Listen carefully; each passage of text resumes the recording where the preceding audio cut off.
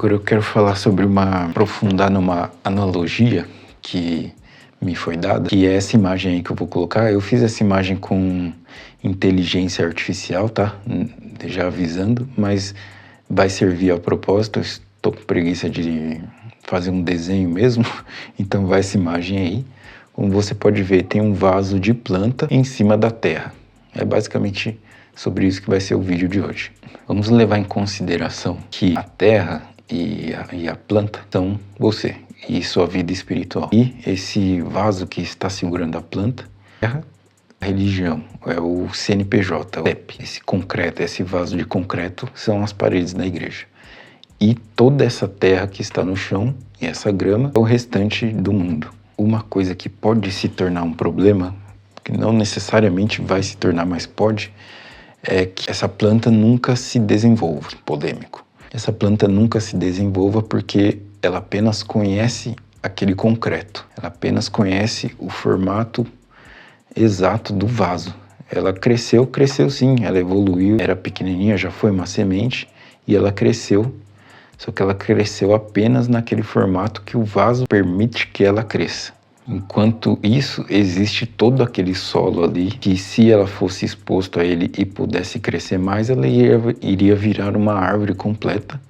Só que ela se limitou conscientemente a apenas se tornar uma pequena planta, que é uma planta bonita, mas que poderia se tornar uma árvore gigantesca. O que eu quero dizer com isso?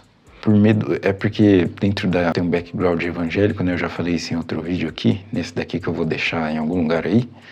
Eu expliquei que eu tenho um background evangélico, eu frequento uma igreja evangélica, mas eu nem me considero evangélico. Eu frequento, mas o que eu mais estudo é por fora da teologia, por fora da religião evangélica, mas eu frequento a igreja evangélica mais pelo prazer social disso, pelo hábito social e porque eu realmente acho uma religião bonita. Eu vejo o que acontece lá dentro, reconheço os problemas que possam ter, mas acho uma religião bonita e continuo fazendo parte. Mas, nessa analogia que eu estou te falando, o problema é que lá dentro da igreja evangélica existe um conceito de que o que está dentro deste vaso, né, dentro da analogia, o que está dentro desse vaso é o que é de Deus, e o que está dentro desse solo é o mundo. E cria-se todo um medo do que é esse mundo.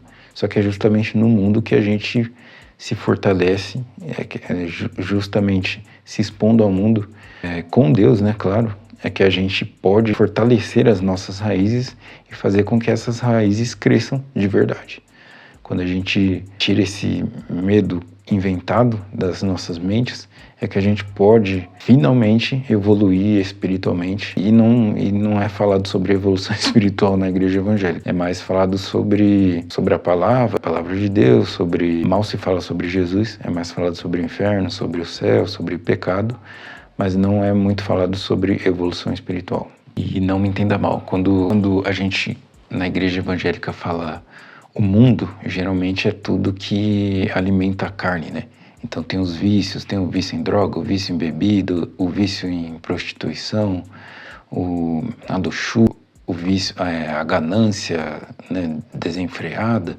Tudo isso são como se fossem virtudes do mundo, né? Mas não é sobre isso que eu estou falando. É que quando você para apenas de depender do vaso, é que você começa a fortalecer as suas raízes e começa a entender o que é você ter um contato com Deus de fato. Quando você não depende que alguém ore por você, quando você não depende de que alguém leia a palavra por você, quando você sequer depende desse vaso.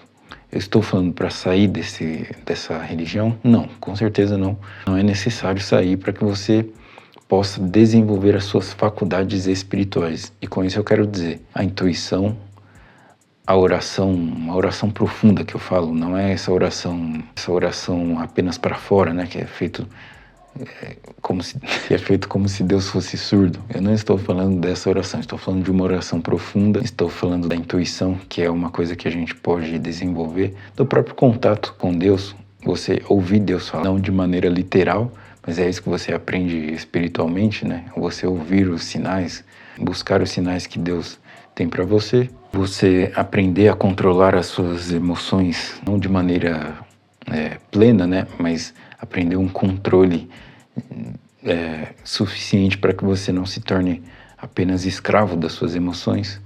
Dar ordem aos seus pensamentos. Novamente, eu não falo de maneira plena, né? Não é que você vai se tornar um Buda. Não, você apenas conseguir controlar os seus pensamentos também, para que você não se torne apenas um escravo deles.